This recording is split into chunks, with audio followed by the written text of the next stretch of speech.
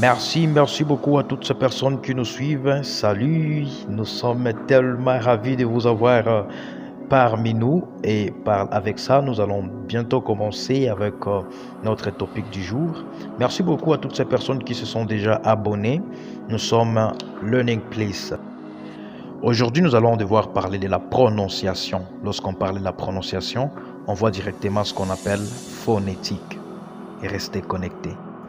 La phonétique est le type de prononciation des mots. Ceci se passe à travers deux syllabes.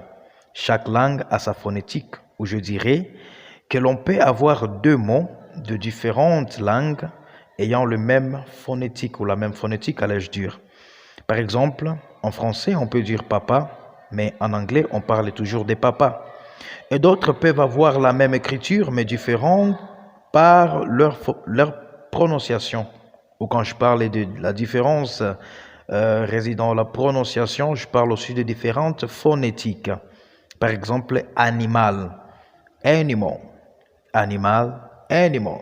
Vous comprenez que c'est la même écriture, mais différentes prononciations.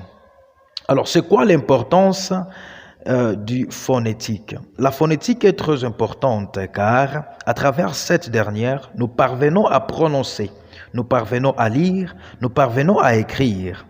Vous comprenez, ce sont les trois aspects qui caractérisent une langue ou un langage.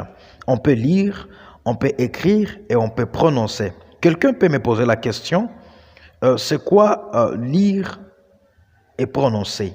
Je peux lire sans toutefois prononcer. Je peux lire par cœur sans toutefois prononcer. Mais quelqu'un qui prononce fait sortir une voix. C'est à travers ça qu'on peut dire la phonétique nous aide à lire, à écrire, mais aussi à faire quoi? À prononcer. Je ne viens pas auprès de vous avec l'impression de vous apprendre une chose de trop difficile, mais facile si seulement vous respectez les consignes que nous allons vous donner pour bien parler anglais.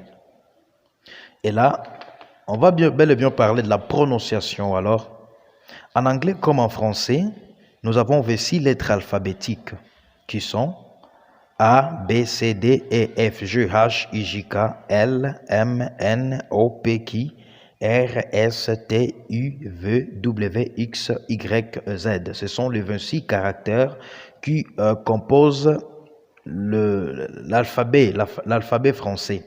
Mais allons alors dans l'alphabet anglais, c'est toujours le 26 caractères. A, B, C, D, E, F, G, H, A, J, K, L, M, N, O, P, Q, R, S, T, U, V, W, X, Y, Z.